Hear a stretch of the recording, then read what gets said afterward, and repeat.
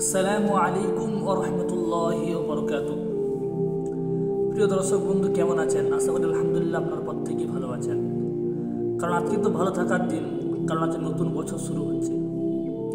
নতুন বছর শুরু হয়েছে, আমরা এইটা নিয়ে খুব আনন্দ উপভোগ করছি।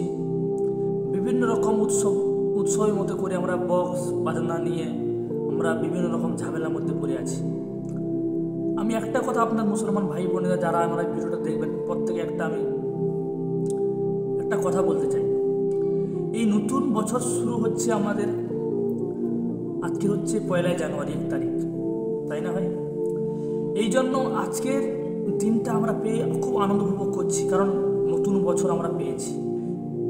কিন্তু নতুন বছর পেয়ে আমরা আনন্দ উপভোগ করছি ভাই, কিন্তু আস্তে আস্তে আমাদের দিনগুলো যে পার হয়ে চলে যাচ্ছে, আমাদের বয়স দিনকে দিন বেড়েই যাচ্ছে, কবরের দিকে আস্তে আস্তে অগ্রসর হচ্ছি আমরা।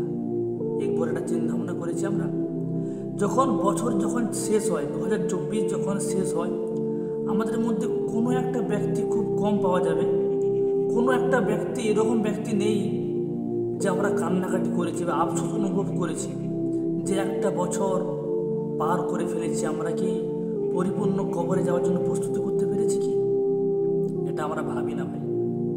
একটা বছর অতিবাহিত হয়ে গেছে হেলায় দোলায়, না জানি এই বছরের মধ্যে কতজন মানুষের মৃত্যু হবে, কতজন মানুষ কবরে চলে যাবে।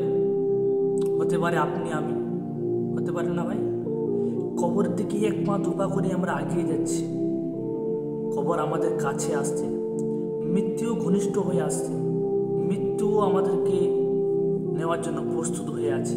এই প্রস্তুতি হওয়ার আগে নতুন বছর যখন পেয়েছি, আল্লাহর কাছে ক্ষমা প্রার্থনা করে, আল্লাহর কাছে পরিপূর্ণ সিলিন্ডার হয়ে, পিছনে যতগুলো গুনাহ করেছি সেই গুনাহগুলির জন্য আল্লাহর কাছে কান্নাকাটি করে গুনাহগুলিকে মাফ করার চিন্তা ভাবনা করে নতুন করে আবার আল্লাহর দিকে ধাবিত হওয়ার চিন্তা ভাবনা করুন ভাই।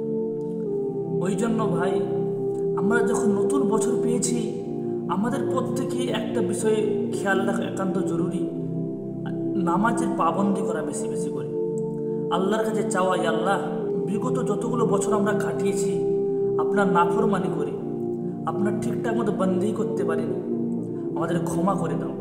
এবং আমরা যে নতুন বছর পেয়েছি, এই নতুন বছরে নতুন করে ইসলামিক কালচারে জীবনকে গড়ার তৌফিক দান করো। আমাদের পিছনে সমস্ত গুনাহগুলিকে মাফ করে দাও। আল্লাহর কাছে গুনাহ মাফের প্রার্থনা করে আমরা নতুন বছরে নতুন জীবন শুরু করার একটা চিন্তা ভাবনা করি ভাই। কারণ আস্তে আস্তে বছর কমছে না, বছর বাড়ছে আস্তে আস্তে, মানে কবরের দিকে 1 পা 2 পা করে এগিয়ে যাচ্ছে আমরা আস্তে আস্তে।